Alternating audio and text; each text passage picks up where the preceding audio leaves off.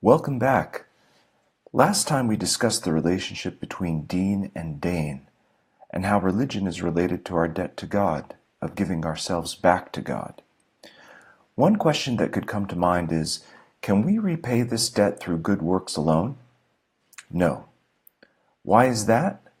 Because when we do something good, God is the ultimate author of that good. So when we do something good, we ought to thank Him. But thanking Him is also a good thing. So we have to thank Him for thanking Him. You can see how that leads to an infinite regress of thanking Him for thanking Him for thanking Him indefinitely. So we can never repay our debt to God through good works alone. It's metaphysically impossible. And no authentic religion teaches that, despite what some people may say about other religions.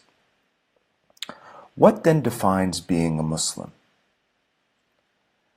There are two phrases. Each of them is called Shahada. It means to bear witness to something, to be present to something.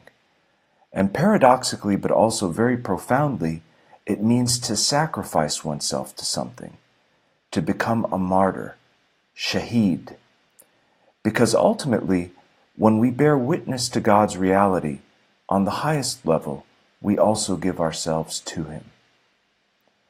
The first shahada that one says in Arabic is La ilaha illallah, meaning to bear witness that there is no God, small g, except God, capital G, or that there's nothing worthy of worship except God, that God is the source of all truth and all reality. The second shahada is that the Prophet Muhammad is his messenger. Now, the first of the two shahadas is the definition of deen. All authentic religions that have not forgotten their primordial message assert La ilaha illallah. The only religions that Islam has a problem with are ones that don't say anything about the divinity. They remain silent. But that's not the negation of the divinity. It's the refusal to say something about the divinity because God is beyond anything we can say. There's a world of difference between saying La ilaha, or there's no God, and La ilaha illa, silence. There's no God except silence. The second shahada is Muhammad Rasulullah. That is, Muhammad is the messenger of God. The second shahada marks the particularization of Islam. Every religion requires something to particularize itself in order to manifest itself in the world. For example, we cannot experience woodness as such unless it takes a particular shape, whether it be a rectangle, square, triangle, or some other form in this world. Now, the Prophet of Islam has several names that reveal different aspects of his inner being.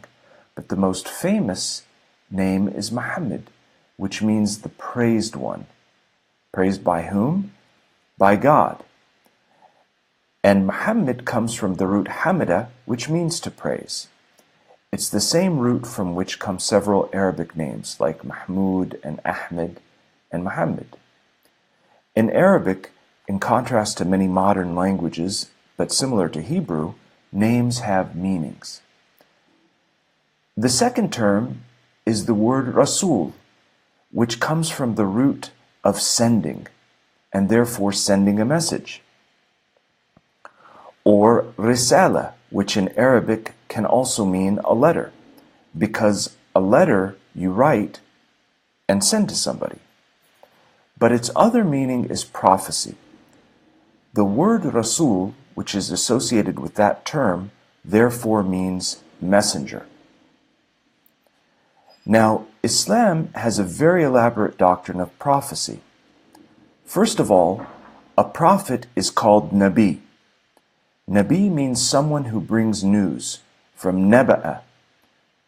Of those, Islam considers there are 124,000 prophets, a very large number. And the Quran says explicitly, to every people we have sent a messenger. وَلِكُلِّ أُمَّةٍ رَسُولًا. That is, God has never left any people without a revelation. There's no logic to believe that the Australian Aborigines didn't have a prophet who was sent by God. There's no extraterritoriality to religion, let's put it that way. But among the prophets, among the Nabis, or Anbiya in the plural, are a number who bring major messages, and they are called Rusul in the plural, Rasul in the singular, and the Prophet of Islam is one of those. For example, Moses is a Rasul, since he brought a major new revelation. But Isaiah is a Nabi, since he was a Jewish prophet. Every Rasul is therefore a Nabi, but not every Nabi is a Rasul. So the second term in the second Shahada is Rasul. Next time, we'll discuss the orthography and unique characteristics of the word Allah and the divine names and attributes in Islam.